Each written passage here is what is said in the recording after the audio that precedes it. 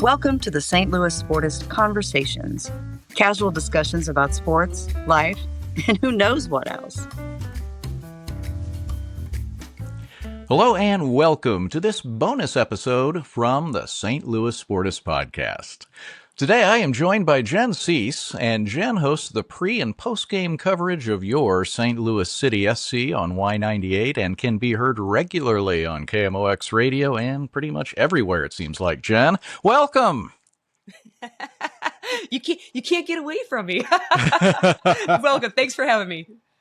Absolutely. We're looking forward to this, and we're so glad you could join us today. We're going to talk World Cup 101, and our concept for this is there's a lot of people out there who love soccer, but they may not be into everything that goes into the World Cup, and there's so much attention around the World Cup this year with it being played in the U.S., such a big deal, first time since the mid-90s.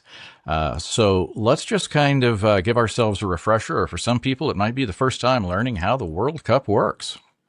Yeah, so to put it kind of bluntly, for anybody who's not necessarily a soccer or a football fan, I always chuckle a little bit at us calling it soccer because it is the sport you play with your feet, but yet American football is not really played with your feet. But I think that we blame that on England. If I get that right, I think it's England's fault for that. But to put it bluntly, it's the World Cup for soccer is the Super Bowl times 100, maybe 1,000. Over 5 billion people tune into this tournament and literally sometimes stop their lives for 39 days to watch. So it doesn't just capture sports fans, it literally stops daily life. And some fun nuggets of information I found on this was, in countries across Europe, Africa, South America, banks and schools let out, assembly lines closed down because they want to be sure that their crowds can watch. And their life revolves around watching this tournament that they've waited for 4 years for.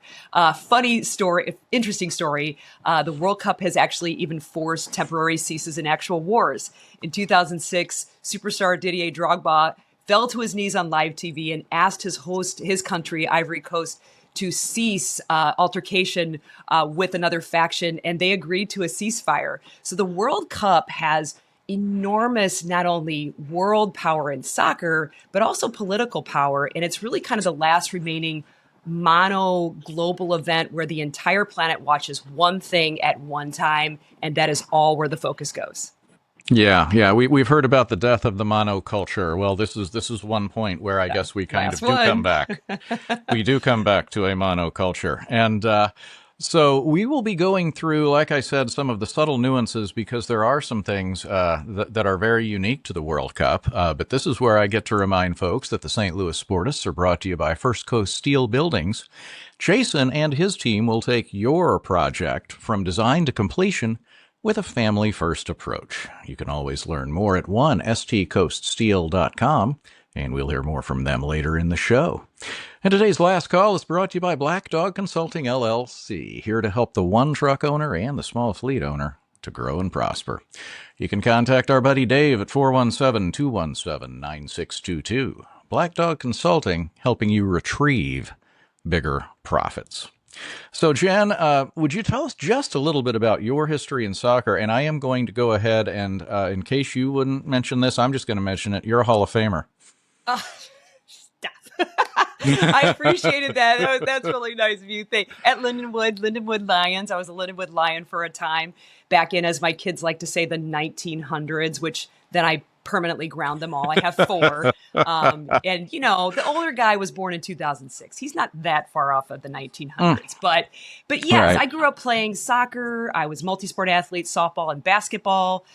Played those. I feel like I was an over-scheduled athlete before that was kind of a thing. I played for 2 club teams, played all the way through all those sports in high school.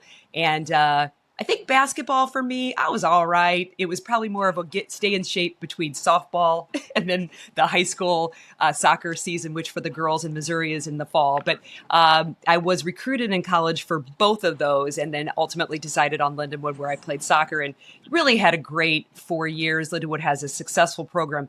They always have, especially on the women's side. So it was great to go to the national tournament all 4 years. In fact, going to Tacoma, Washington was the very first time at 19 years old I had ever been on a plane.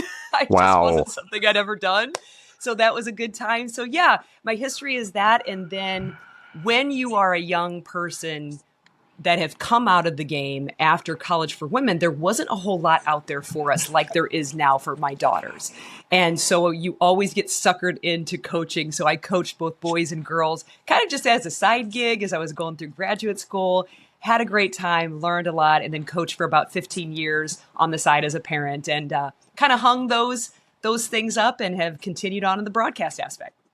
Outstanding. So, and we're not going to let you get off the hook without talking a little city here at the very end today. So we 100%. we will circle around to I St. wore a Louis little city red.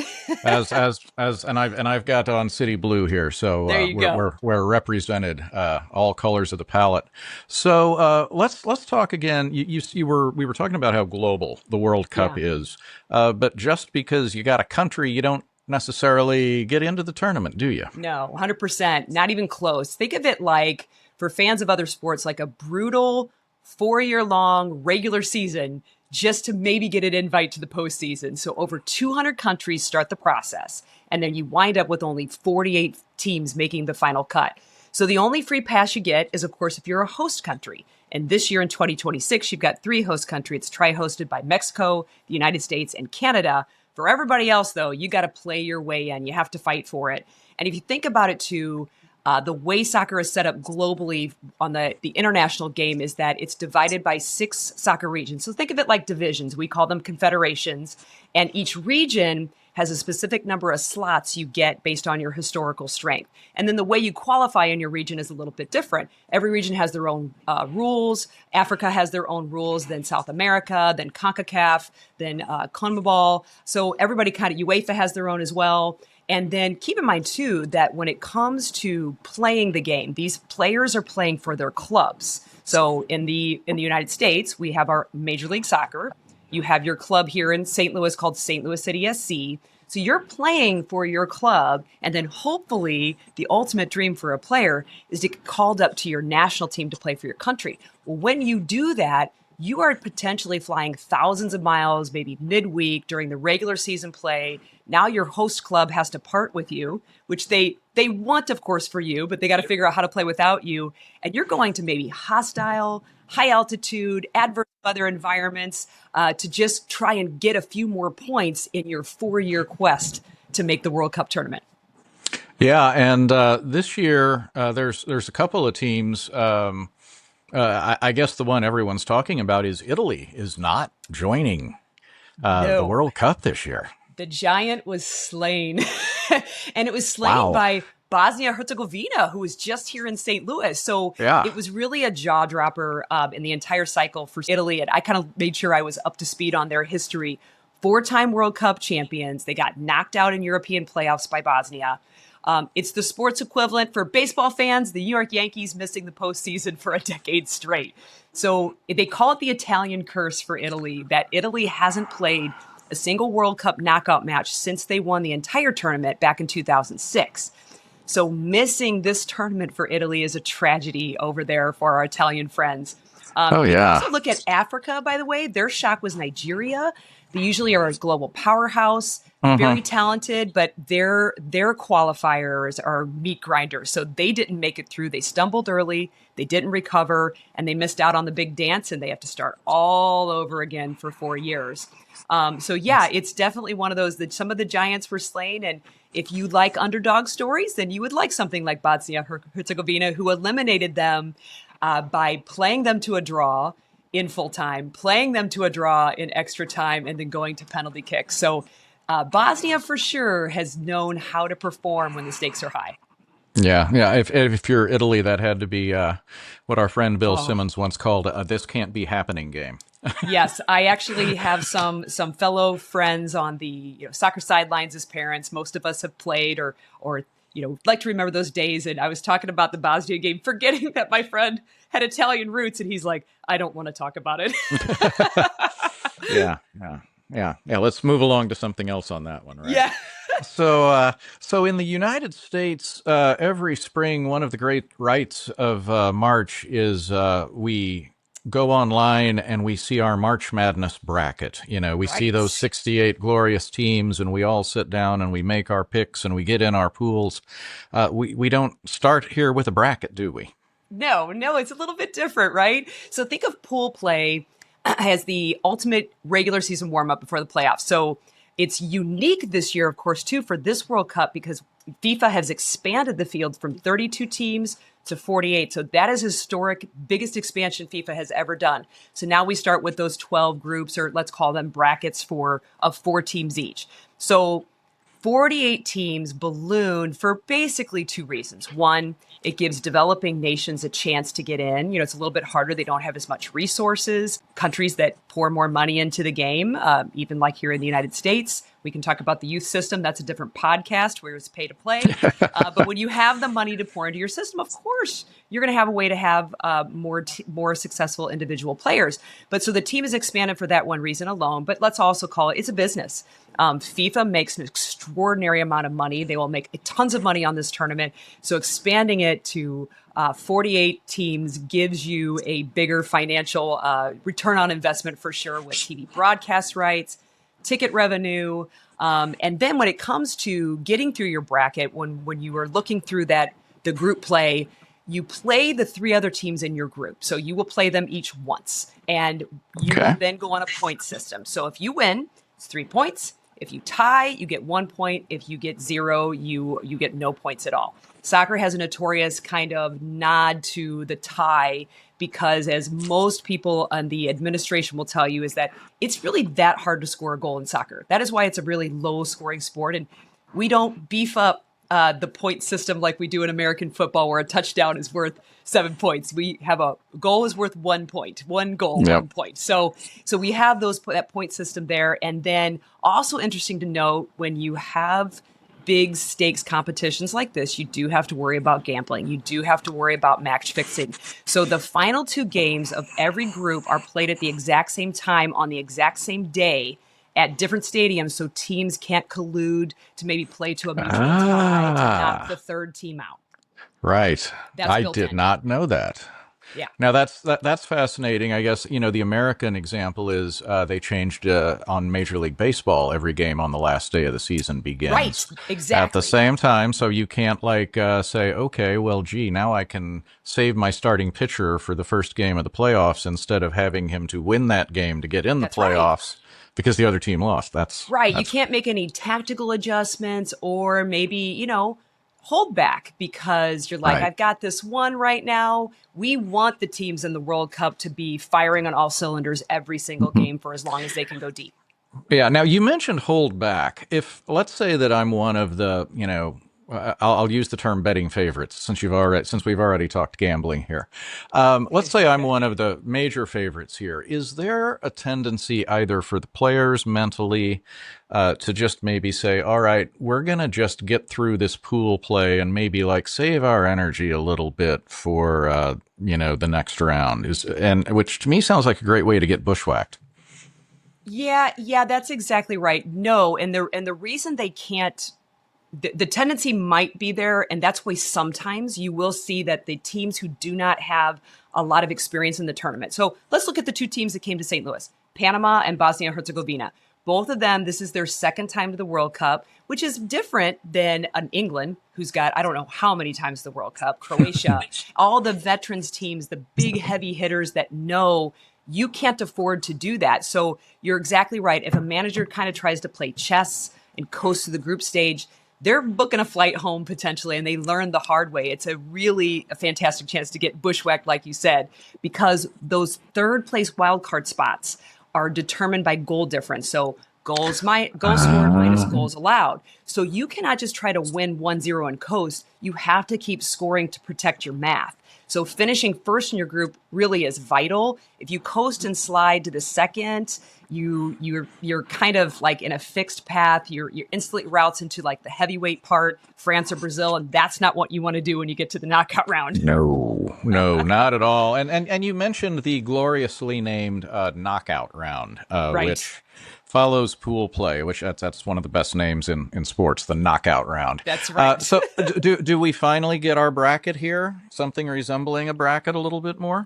Yeah. So what you do is you go through the pool play, and so you get through there, and the top two teams automatically go through the pool play. So they're through. So and then you're looking for your third place teams. Now the third place teams in the World Cup. So if you take two from the 12 groups, that only gives you 24 teams. Well, we've got 48.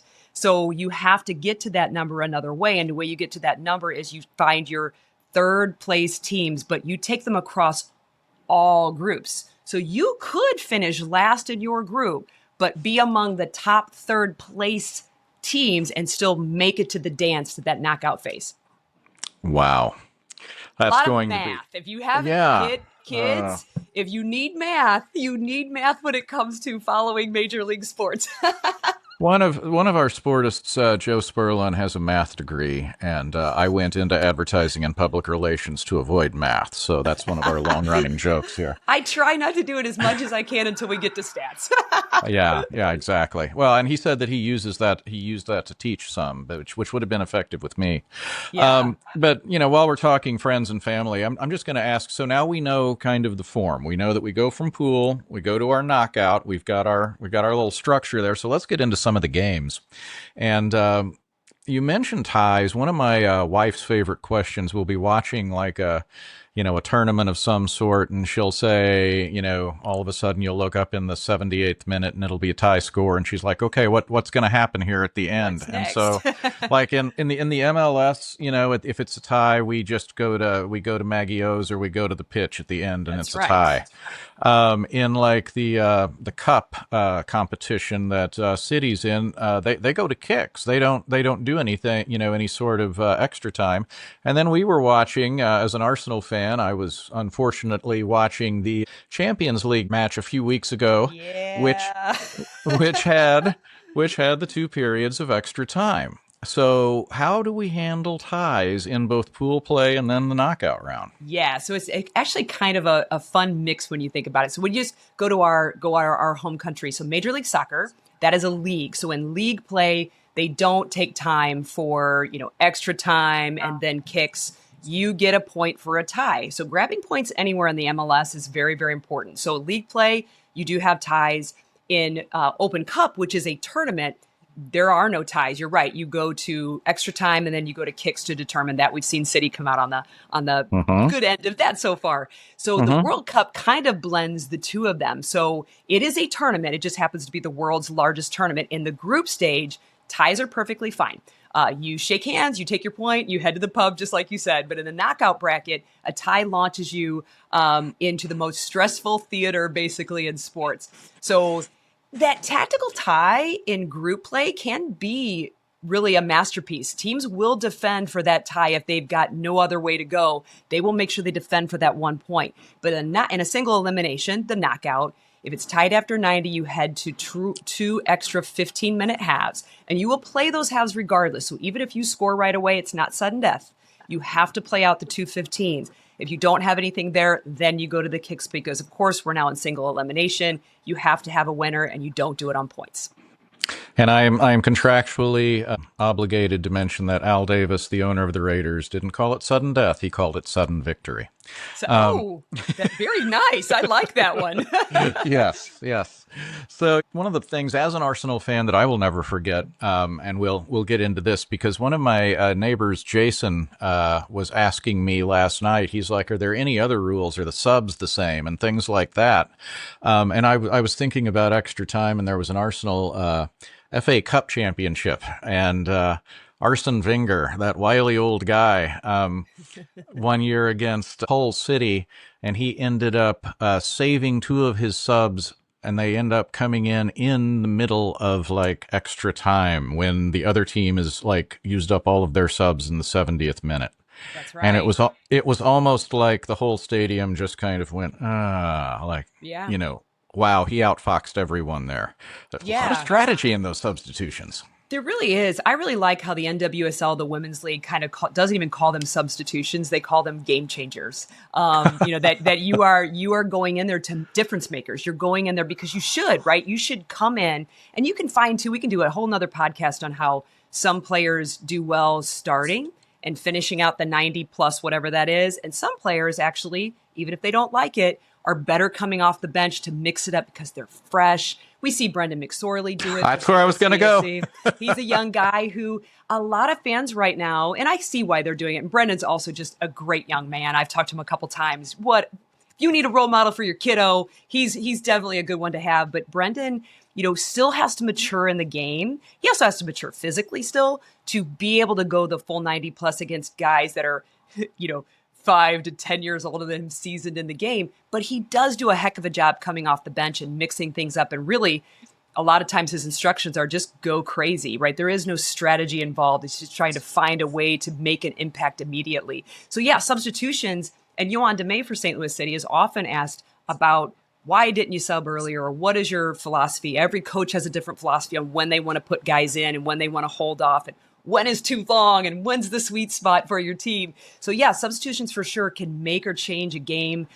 In the World Cup, it looks to be pretty similar to the MLS. You get 5. If you go into extra time, you get a 6 sub. And then by the end of that, of course, if you're in the knockout phase and you are in extra time still at a draw, you hope that you have maybe saved enough subs in that time that you make sure that the guys on the field are your penalty kick takers. Of course, you want to win it in that extra time, but do you have the players on the field that can take penalty kicks? In my opinion, of course, Rod, I will tell you, every person at this age and development should be able to take a good penalty kick, but of course, some are better than others. Was that just to rub in what happened to Arsenal in the final of the Champions League? I do remember, and I'm going to give a shout out myself to Mr. Soccer in St. Louis, Bill McDermott, who is a PSG fan. He and my 15-year-old son battle back and forth about Arsenal and even a little bit of Chelsea. But in that game, I had to, because my son had talked a little trash on FaceTime with Bill, I did video my son face down on the floor, very upset at that penalty kick final. Yeah. And for those of you who didn't happen to see it, Arsenal had 2 penalty kicks that did not, that missed the net. Just straight up missed the net. Just missed, not even on the frame. No frame at all. So yes, back as you said, at that level, everyone should be able to. You should. So let's talk about one of the more. Let's go back to kind of what Jason brought up in terms of rules. There's one that they announced a while back that we talked about on our podcast, which is the inclusion of hydration breaks in every game, no matter what the temperature is. And they're not gonna be quick breaks. They're gonna be 3-minute breaks in each half. Yeah, they are. And that is definitely, man, when I think back to some of the games I played in as a college student, we could have definitely used some hydration breaks because some points in time, there's only so much, right, you can hydrate before the game goes. And then even if you're perfectly hydrated, it is quick to lose in some of these temperatures we have just here in St. Louis, much less some of the other countries as well that are host countries this year at the World Cup. So it kind of depends, I find, on what kind of soccer fan you are. So some will say, and I agree with this, I'm a mother also as well. I've watched players have heat exhaustion that are perfectly great players. Their bodies didn't react to the heat very well. And so some people will say, that's not a part of soccer, is measuring how endurable you are up against the heat. Let's go ahead and keep everybody hydrated and let them really play like the athletes they are. However, on the flip side of that, if you get the soccer purist, they will say, hey, this fundamentally alters the game by creating a built-in timeout, like you said, because it's 3 minutes long. So soccer itself is kind of built on this compounding physical exhaustion, right? That's why you start to see games drift away from physical form and even mental form. Decisions get worse as the game goes on. You're mentally tired, you're physically tired. So some of it is not only being tactically good at the game, but how physically fit you are, how strong, how resilient you are. It's really designed for the defense to tire out after 45 plus continuous minutes so that creative spaces start naturally opening up. Hydration breaks reset that clock. And it kind of does give you maybe a whiteboard moment. It gives managers kind of an artificial timeout to say, let's reset, let's talk about what shape. Whereas you can coach some of that, but it's loud. It's so loud in those stadiums. Maybe you can get it to the closest player who can relay that across, but really trying to strategize, you don't get that except for the game and at halftime and then post-game talking about what went wrong. So maybe if you're going into extra time, you have a little bit of reset there. But yeah, right. It kind of depends on who you are in the game and where you want to see. Personally, for physical safety, I would prefer to see, hydrated players that have that. But I also do understand that then it is giving you a little bit of what soccer normally doesn't have. Yeah. And as a guy who's worked in marketing for 36 years, you know what else it gives you? Commercials. Good point. So our joke on the podcast when it came down was, I said, there was a meeting at the Fox network where one guy got to walk into someone else's office and say, "You're not going to believe what just happened this morning." And for sure, they've planned on it too. I remember back in the day working at KMOX radio and running Cardinal baseball just over at KMOX. And of course, there were built-in timeouts for pitcher changes. We would go to a quick commercial, certain station breaks. So yeah, when you think about the commercial aspect of it, I would like to believe we are thinking of player safety. But I will say, of course, is any entity going to miss a chance to capitalize financially? Of course, the answer is no.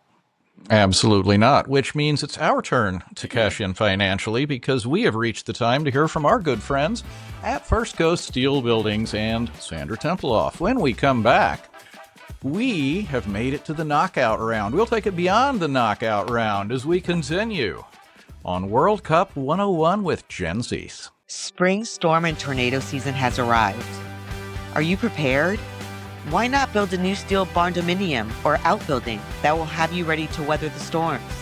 Do you want your next home or building to be engineered for the proper wind loads for your area? Then look no further than First Coast Steel Buildings. First Coast Steel offers excellent material value and can help to reduce your insurance costs. And they can help you with your needs right here in the Midwest, where we see tornadoes and flooding, along with infestations of mold, rodents, and termites. Let First Coast Steel design your next building project and keep you and your family safe. Call 912-314-4848 or get inspired and design your own by visiting them online at the number 1stcoaststeel.com. Storms will happen. Prepare yourself with a new First Coast Steel building. Discounts for military and first responders. And we're back on World Cup 101 with Jen Siess. So, Jen, we're back in. We've made it to the knockout round. One and done. We got to the group stage. We are in the knockout round. Now, it seems like the pressure just kind of ratchets up like crazy here. Yes, on it does. Everyone. Yes, it does. So the tension inside the stadium can really be suffocating on those games, and in the best way, right? One bad bounce, one missed official call by the referee, one slip on the grass, and your country's entire 4-year run. I mean, the only thing I can think of on our planet that has this on the sports world is the Olympics. Is an Olympic athlete working for all those years to try and make their one debut, and they either are heroes for the rest of their lives, or they missed, and maybe either people epically remember you or nobody remembers you at all forever, how you went out, of course. Yeah. So, of course, too, there's a lot of national accountability. So these players carry not only their own pressures, but the emotional weight of their entire nation. If you miss that crucial shot or make a mistake, sometimes you can face national scrutiny and criticism for years. And I will go on record saying this is the part I don't like about any professional sport, is sometimes your own safety. There have been players that have had their safety threatened because you missed a kick. And I get it. I get that this is really important sport, but that is no reason for personal safety, in my opinion. But they do walk with that on their shoulders.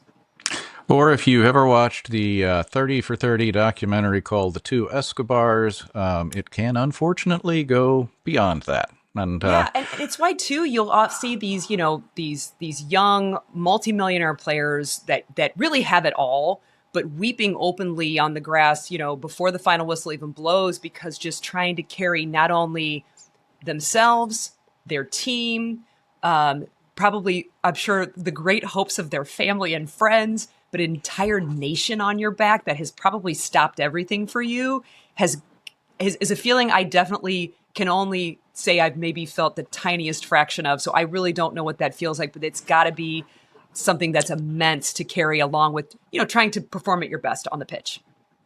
Yeah, yeah.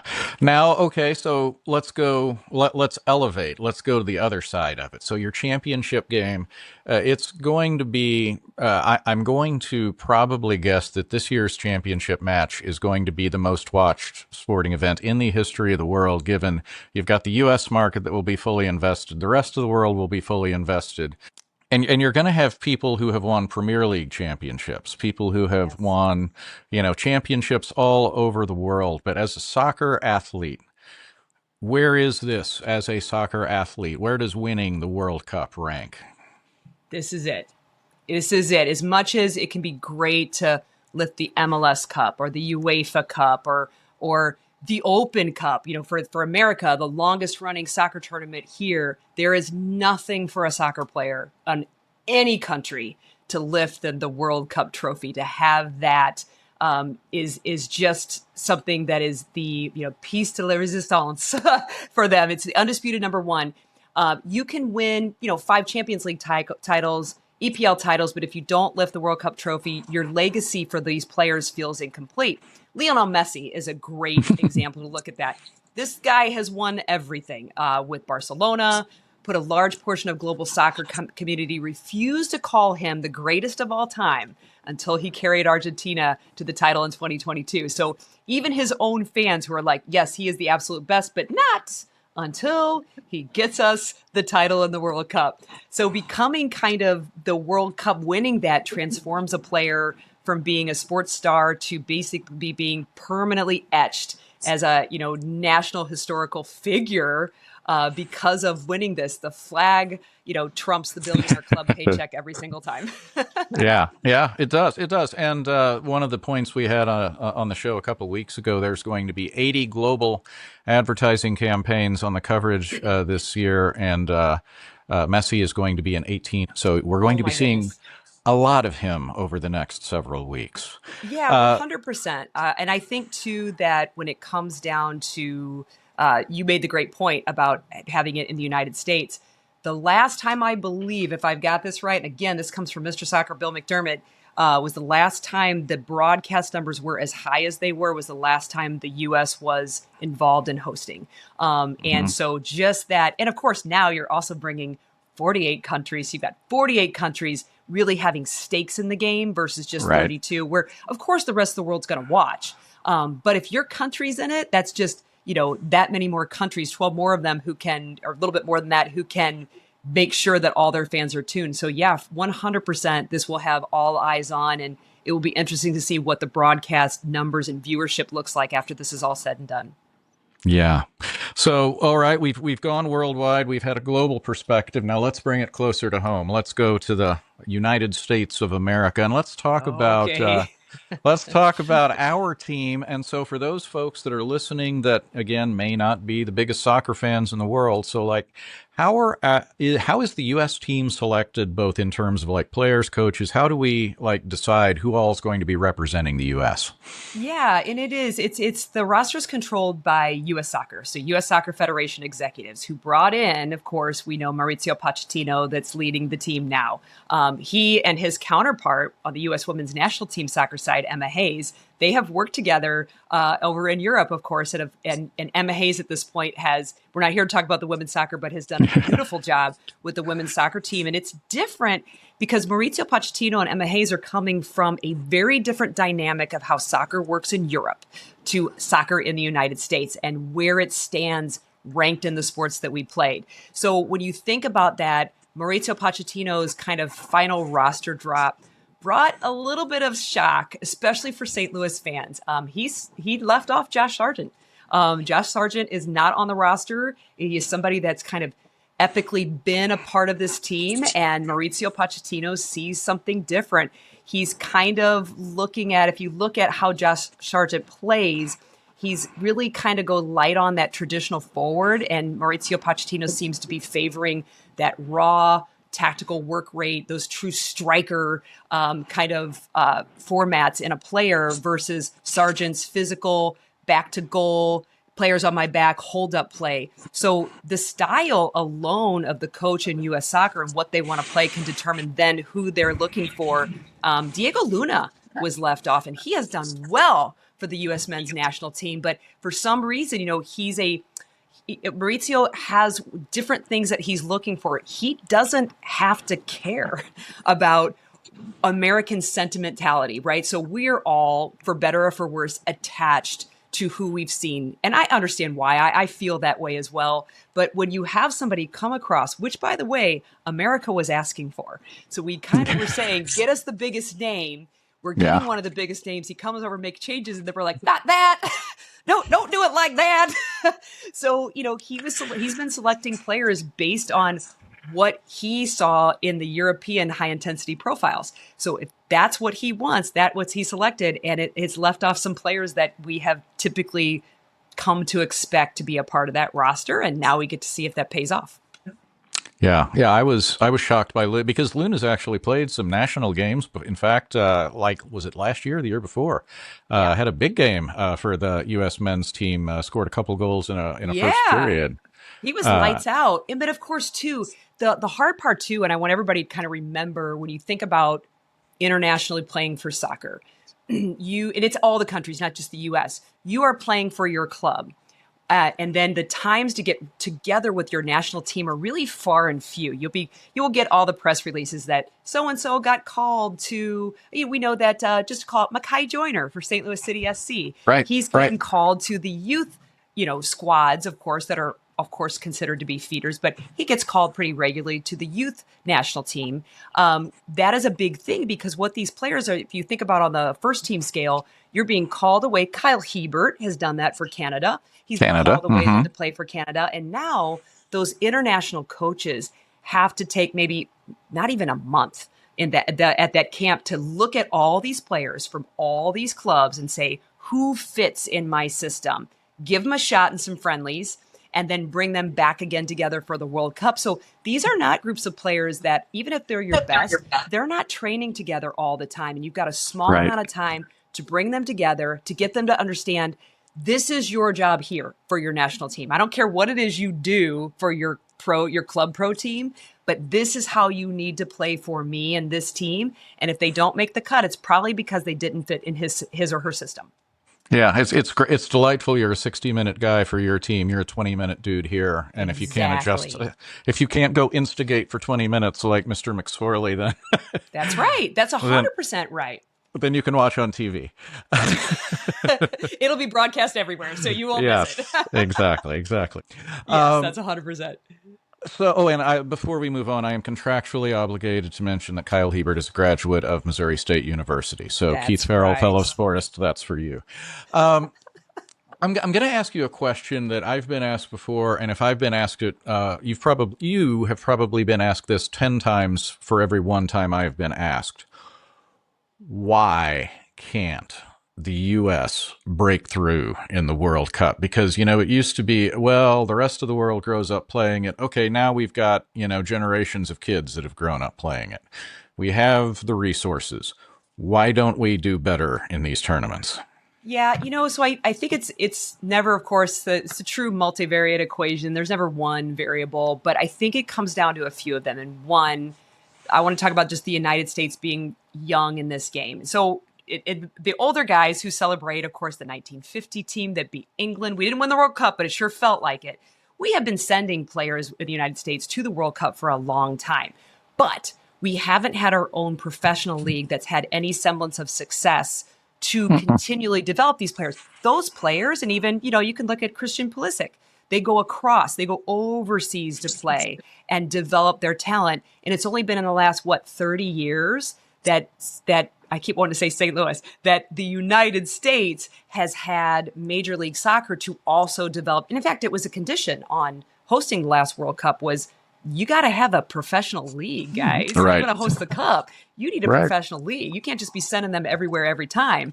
So it's only been 30 years that the United States has had their own league and started to have some semblance of success at it to be developing. So I would say that we're rather still, compared to the big heavyweights, rather immature in the world's biggest sport, the beautiful game. But it also, I think, comes down to kind of an ingrained sports culture. Our infrastructure in America, the best, if you think of your freak of nature athletes, whether they're freak of nature because they're huge, they're strong, they're just weirdly physically good at certain skills, they tend to grow up in our country wanting to play in the NFL, the NBA, or the Major League Baseball. Maybe we can throw in some hockey there as well too, right? So globally, in Europe and South America, every single elite athlete has eyes only for soccer.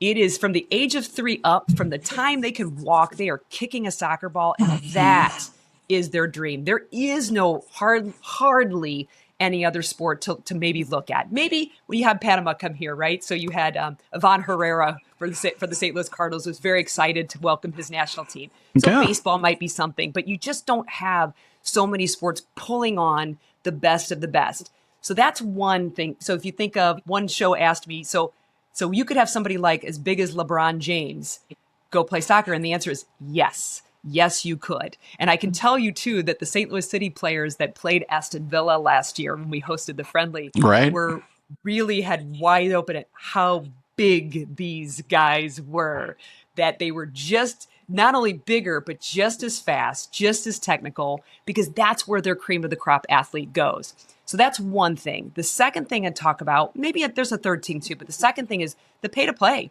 I can tell you right now, I just had my kids, a couple of them, make their club teams. We're so excited. And you know, the first thing I got? A bill, a bill to play. And if you look at how we develop our athletes, they're through very expensive programs. And that's not to say they're not good. We have a lot of really great clubs here in St. Louis alone, much less the rest of the country. But if you look at that, then you automatically know that if you cannot pay, we are missing youth athletes that could be those freak of nature athletes that would be stellar to see, like we're going to already see in some of these.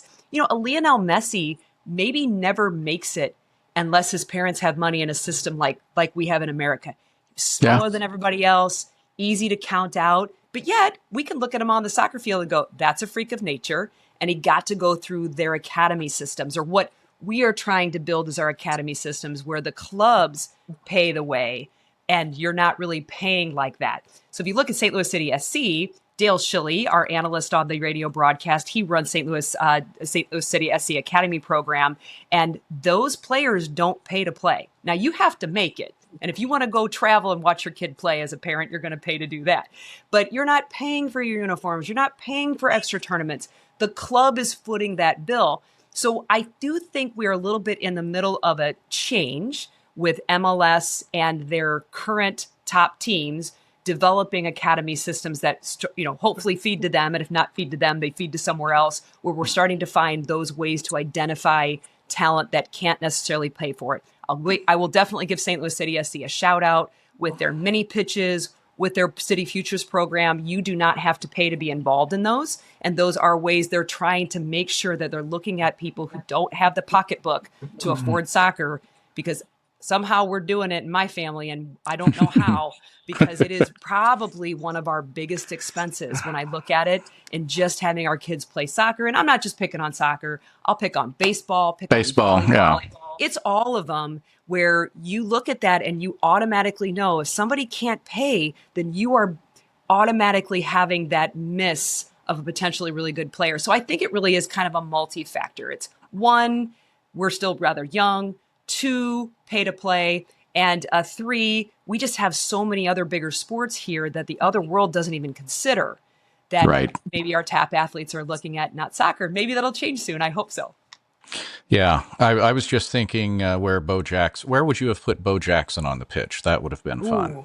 Ooh, he could have almost been successful anywhere. He could be that bruiser striker that could put it in. He could also be a cleanup defenseman who you do not want to make contact with. And if he had any tactical skill, it doesn't hurt to have that guy controlling your central midfield. I was just thinking about on set pieces. That would be. That's true too. You could design a big part of the game. You could design some amazing set pieces around Bo Jackson. So we'll just, that's a thought I had until this conversation. So, all right. So back to more practical questions. So this is another one that you're probably asked. So, all right, we've talked about the moment when someone's going to be holding up that trophy, which is not a huge trophy, by the way, folks. If you're expecting to see a 35-pound Stanley Cup, the trophy for the World Cup is about the size of my.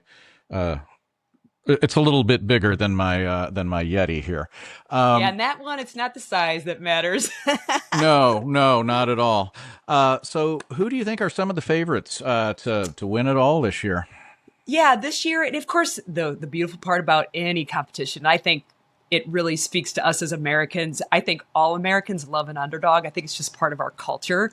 But if you're giving proper respect to where respect is due, you're looking at England and France, like the first two that you want to really call out. Their rosters are worth over $1 billion each. And I know we just got done talking about pay to play, right? And but we still can also call it the fact that when you have money and you're willing to spend money for top talent, you're probably going to attract the top talent to play for you. So if you want to go ahead and kind of talk about those avatars that you look at in a video game. My kids play, of course, FIFA and all that kind of stuff. Look at Kylian Mbappe. You can, of course, look at the guys whose last World Cup it might be. Lionel Messi for Argentina, Cristiano Ronaldo for Portugal, Neymar for Brazil. But Kylian Mbappe from France, think of him kind of like an Olympic sprinter who's got elite technical control, top speed, can do any move. He doesn't slow down to do it. He does it at top speed. He's one of the most lethal attacking threat on the planet right now. And another one to call it, and there's plenty, by the way. I'm never going to get them all here. But Jude Bellingham, England, 22-year-old midfielder, megastar. He plays physical. He plays with dominance, like a bruising dominance of an NBA forward. But he's got spatial vision of a quarterback. So you kind of, again, it kind of goes back to that question we talked about, our elite athletes. These athletes that we talk about here have all those special things that our athletes have in the NBA, in the NFL, in all the other sports that can do major things. Look at Lamine Yamal, also from Spain. Lamine Yamal. You look at a few of the others as well, like Vicinius Jr. They all have all those technical, physical athletes of our best athletes in the other sports, combined with the fact that they've put it all into soccer. I think you're looking at those two, but don't count out the heavy hitters like Spain. Germany would be very upset if I didn't mention them. I believe I don't know if they are still right now at the most World Cups won. It changes, of course, every World Cup we have. Brazil as well. But I think if you're going to pick two right now based on their rosters, I would point to England and France at the moment. But everybody likes an upset. They cannot coast. We know this. Anything can happen in single elimination. Absolutely. One good game is all it takes. And, we've always talked about how in tournament play, if you have to play your best game and the opponent is not playing their best game necessarily. 100%. And it can change on any given day. Yeah. So we're going to close out this overview and we're going to talk a little bit about FIFA. And I say that, I just start smiling.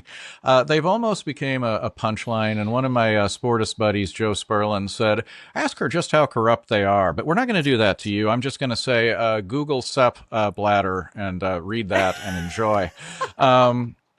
It's Blatter, folks. We'll post a link on our Facebook page. But they've taken a lot of heat over like ticket prices.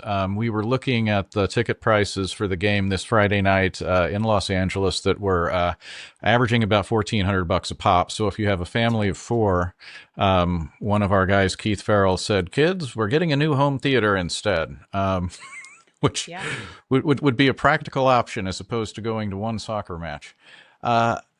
Is FIFA inept, tone deaf, both, or a combination of many things?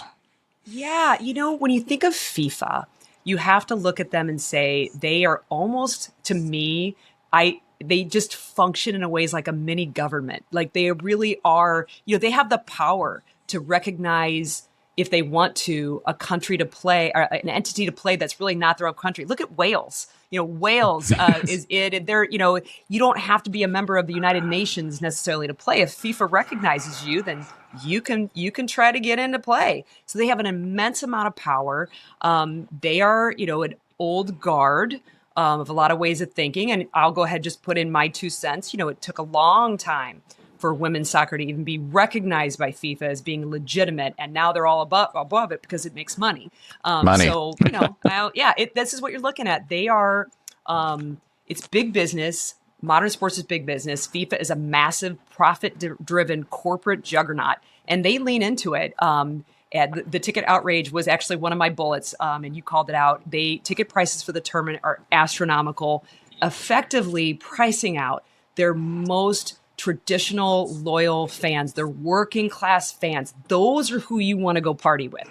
It's not the elite in the boxes. That looks fun. But where you want to go is a little pub in Barcelona. I was able to do that one time and just sat there. I just sat in the corner to watch them get excited about their national team. And I don't remember who they were even playing. It was probably a friendly, but who knew, because they were just as excited about it. Working class people who got out of work early or came when they can or took the day off, whatever their country does, to watch what is part of the culture, and that sport is part of their culture. It's not just an add-on. So yeah, they're pricing out some of their most effective fans. And really, again, we said it a little bit earlier, expanding to 48 teams, sure, it's nice to say, yeah, let's let in some developing countries, make more people, but it's really a money grab when you look at that. I think that, and fans, there has been a backlash from fans, and I'm glad that they are doing it. They are saying, there are fans that are outright saying, I am not buying these tickets. We will watch them and get together and try to find a way to watch them, of course, but we're not going to these things because we cannot afford it. And I don't remember what, there was a dinner where somebody came up and just crashed it and started talking, threw money at one of the members of FIFA and said, here's your money. You are pricing everybody out. They are, I don't want to say violent because I would rather it not go there, but I would say they're very, very embittered about the fact that you're already making a ton of money. We just want to come and be able to see them play. And I would think that, I don't know where to put the players in this, because the players, of course, also make money off of jersey sales and things, like all kinds of things. But ultimately, the beautiful game was meant for all of us to watch. And it is a very disappointing thing to see that a basic family of just two can't afford to go to a game, much less, if you have kids that you want to bring and things like that. So that's a really sad thing to see right now. And I hope the backlash serves its purpose. Yeah. And I have a feeling that that's going to be a subplot. I think we're going to see, pictures of empty seats. And I think we're going to see, I've already seen interviews of people over in Kansas City that are like, no, we're not going because we can't afford to go. Yeah, just 100%. Very flatly stating it. That'll be where it speaks. If you have to hit them in the pocketbook, right? You can post and you can complain and we can have videos go viral. But if you hit FIFA in the pocketbook, I think that hopefully they kind of look. I don't know. I am not a political commentator, so I'm not going to comment on FIFA's Peace Prize that they made up. But, it starts to look a little bit like comical theater. And that's just sad, because at the end of the day, we want to watch 11 players from each side pitch up and see who's best in whatever way we need to get there, and have a great final that goes down in history with some giants being slain, some underdogs going through. And at the end of the day, whoever managed to wade through everything that they have to do, in whatever way they win, to celebrate that and have it go down in history, and not be because you couldn't afford to even try to go to a game. Yeah, exactly. It all comes back to cash, unfortunately, there at the end. And so for us, it does too, because we've reached the last call, brought to you by Black Dog Consulting. With over 38 years in the transportation industry, Dave knows where to find those pennies per mile that make the difference between just getting by and profit and growth. From one-truck operations to small fleet owners, Dave has a proven multi-million-dollar track record to help you retrieve bigger profits. You can contact our buddy Dave at 417-217-9622 or David at blackdogconsultingllc.net. You can find his website at blackdogconsulting.net. So, Jen, for our last call, we warned you. You knew it was coming. We have to talk some city. Now, as an inaugural season ticket holder here, we're just excited after what we've seen these last few games before this break. We sat 3 games out of the playoffs, right? Are the playoffs actually possible this year? Yeah, so we're not even halfway through the season. So if you really think about it, the break, we kind of keep saying halfway through the MLS season. We're not quite there yet. So No. we're not even halfway there.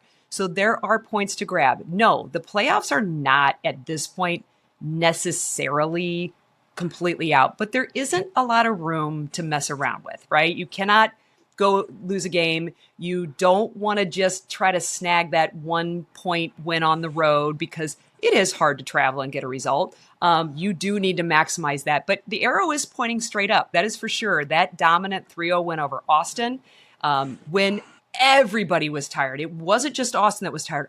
St. Louis City, all the MLS teams are exhausted from the crunch schedule to get as many games as they could in before the World Cup break. But that's when our high-intensity pressing game is really dial in, and Energizer Park, you've experienced, can be quite a fortress when everybody is on all cylinders. So when you think about the front office, the summer transfer window is opening up. So this gives, and for sure, sporting director Corey Ray has already been cooking with Yoann Demay. Those two are tight. They know what they both want. You know, you're not having a sporting director get one thing, and I'll just go at Lutz Pfannenstiel when he was here. And then when we had Olaf Melberg do a very, very different thing with the team. So you've got one recruiting one way and the other playing teams the other way and using a system that's completely different. You've got Yoann Demay and Corey Ray who are really on the same page with how they want to play. And then, you know, you have to get the players. You don't always get the players you want, but trying to identify then who fits that system. And I think Yoann Demay, head coach, has proved the fact that what he wants the players to do will work if they can execute it right. So the playoff reality is, yeah, of course, if we can keep getting the players in that can execute Yoann Demay's plan. And again, his plan is not what Bradley Carnell's was in year one. Bradley Carnell's plan was crazy chaos, throw everything at the goal. Who cares about defense? If you score enough goals, defense doesn't matter anyway. I don't care about clean sheets.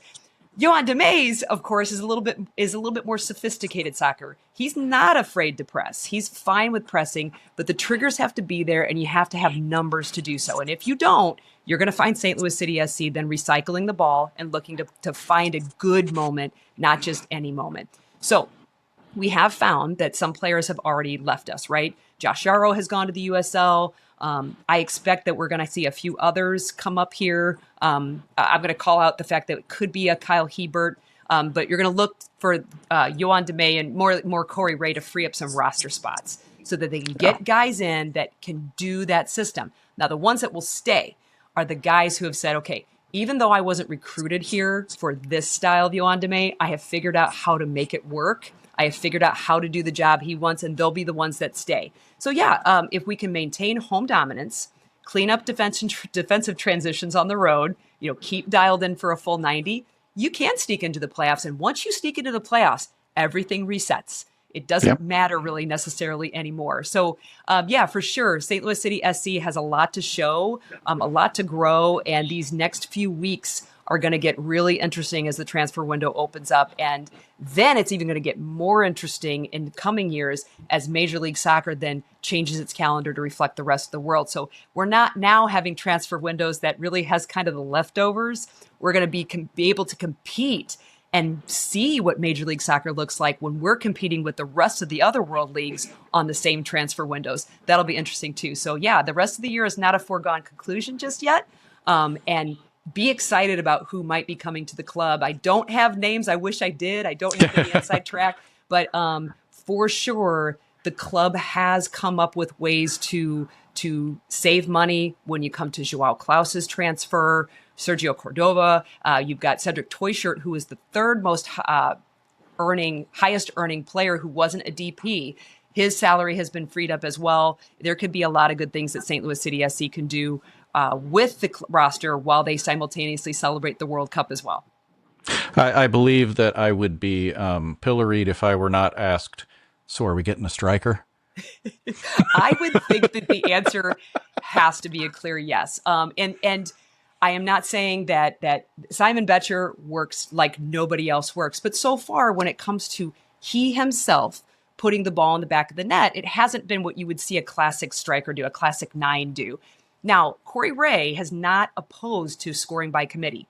You know, he's not opposed to that mentality of who cares who puts it in the back of the net as long as it goes in the back of the net. So then you're going to see more people score like Marcel Hartle as Edward Leuven gets more up to fitness. This time is great for Edward Leuven to be redialed back in after the tragedy he went through with losing his wife. I still don't know how he's playing, but he's doing it. Amazing. St. Louis City has managed a way to score by committee, which is a great asset. But of course, when you look at a classic striker, you're going to look at somebody who scores more than everybody else, and we haven't had that. So yeah, I would think that, I don't know who it's going to be, but I would think it would be crazy to think that Corey Ray isn't looking at a true classic striker at this point in time. So a lot to look forward to for St. Louis City SC. Sure. So we've got a lot to look forward to with City SC, and so much to look forward to here over the next few weeks with the World Cup in 2026. Jen Siess, thank you so much for taking some time with us today. We really appreciate it. Thanks. It was so much fun to talk about the beautiful game. I love it. And I will be so excited if there's even just a few fans of your podcast that say, you know what? We just had so much fun watching that. We're going to start following a little bit more. There you go. Jen, we appreciate it. We will catch you on Y98, the pre and post games, KMOX, and all over St. Louis. And we want to thank all of you for joining us on this episode of the St. Louis Sportists Podcast. And until next week, take care. And that wraps another episode of the St. Louis Sportists Podcast. Please like and subscribe to stay up to date on all the latest episodes. You can find these guys on all major podcast platforms. And thanks for listening.